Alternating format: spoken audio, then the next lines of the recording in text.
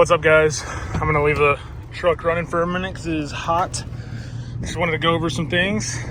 Got a lot of cool new updates for the Gen 1. Finally showing her some love. Nothing's installed yet, but it's actually getting put on this week. We are getting refurbished stock shocks. These, all four of them are blown.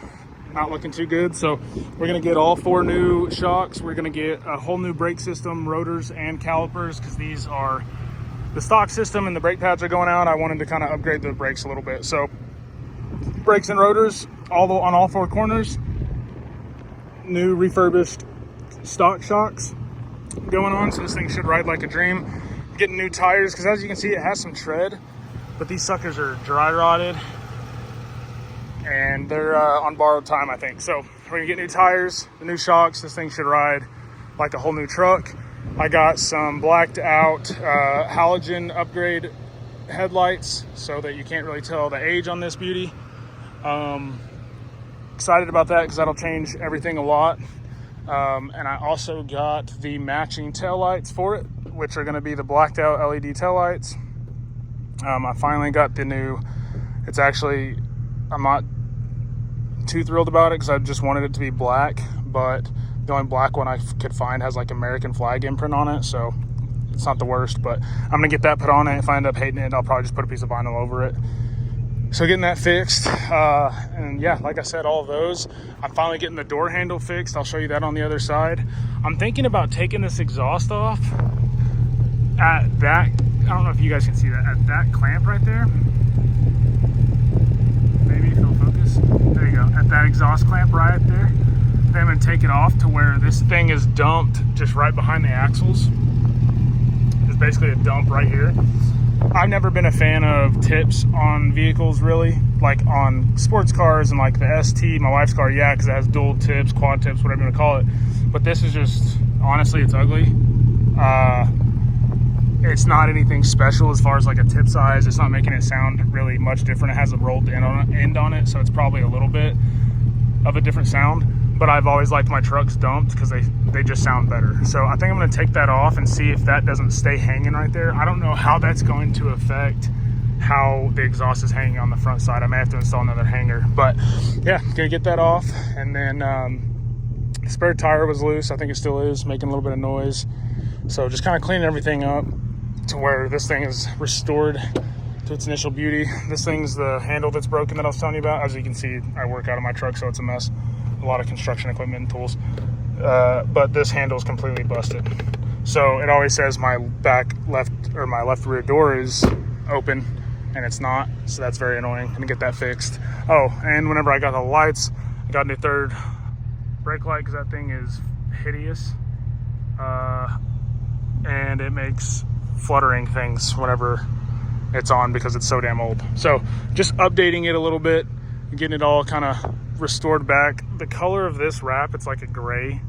It's called like ghost black or something because it's kind of reflective, but I'm gonna try to match that gray color and get the hood wrapped that whole gray color because of the damage to the hood here.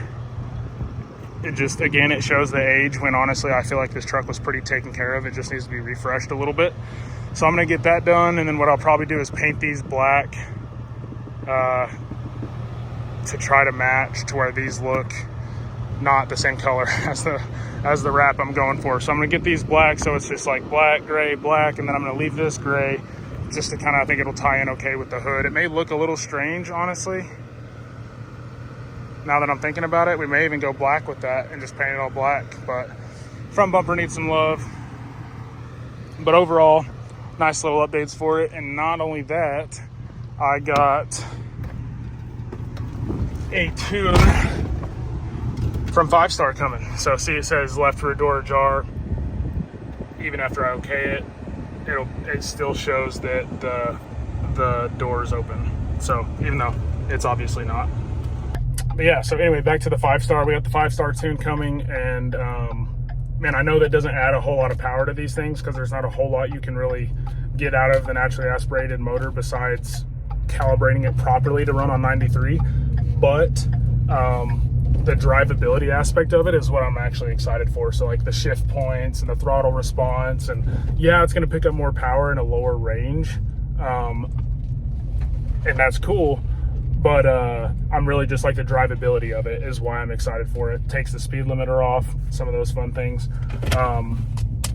But yeah, we just pulled up to AutoZone. I'm going to swing in there and see if I cannot grab some tape to tape this with a single strip, just so that it's not doing this while I'm driving. It's been driving me nuts. So O'Reilly's, sorry, Red O'Reilly's. So I'm swinging here, grab a piece of tape from O'Reilly's, and then I'll kind of elaborate more on that tune and kind of on what decisions I made as far as that goes. All right, so just got back in, got a little roll of tape, already got it all wrapped up. Nice and pretty. Obviously it's not the quality of a Ford steering wheel, but it does the trick where it's not driving me nuts. You can kind of see the indentions, but it's not too bad. So can't complain with that. Came in a little electrical roll, $5, a lot better than buying a whole new steering wheel. I was looking at some carbon ones because I always thought they looked sweet, but they're not. $750 sweet, whatever.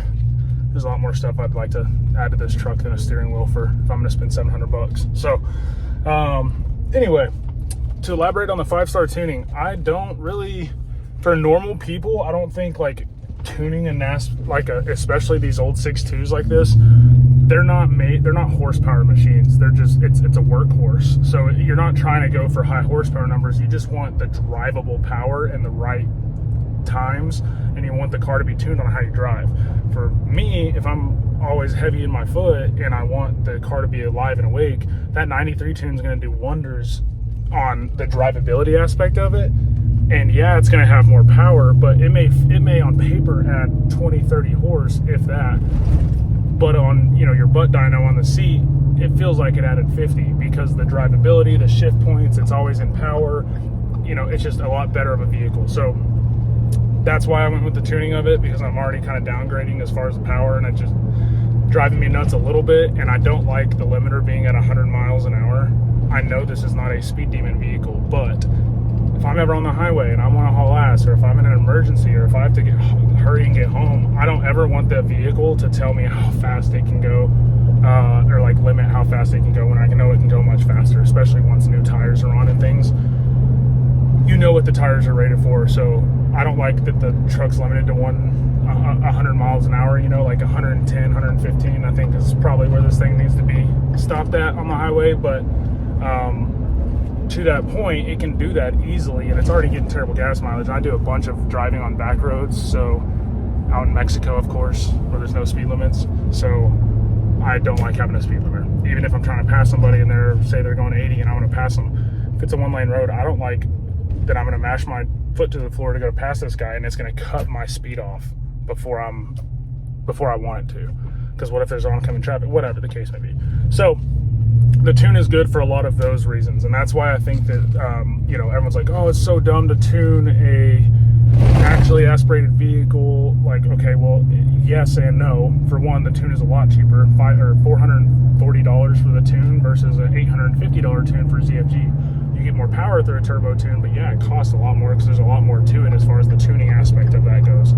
So power wise, if you're trying to make a lot of power, tuning is you know, a naturally aspirated vehicle is kind of like on this motor at least, is kind of pointless unless you're wanting to go forced induction. Then you get it tuned. That's where you're going to see your big horsepower jumps. You're not going to squeeze a whole lot out of it, but the drivability is what I'm after with the Raptor, and kind of wake it up a little bit. So just want to liven it up. I think all the mods I'm doing, just a nice little refresh, getting everything driving as it should and running as it can. It's already running as it should, but yeah, so excited for it. Pulling up to a project right here where I have a meeting I have to work on for a customer, so I will, as soon as I get all these parts, they're getting installed this week, I'll make an update video on you guys. I'm excited for it. I'm excited to see it. Everything except for the wrap stuff is getting done this week, so it should look like a whole different truck. I'm excited for it. I'll keep you guys updated. I appreciate you guys always watching. If y'all can like the video, that's awesome. It always helps. I know everyone always beats on that point pretty good on YouTube videos, so it's tired of hearing it, but it's nice for a channel that's trying to grow a little bit and getting a little bit of traction. I really do appreciate it. So until next time.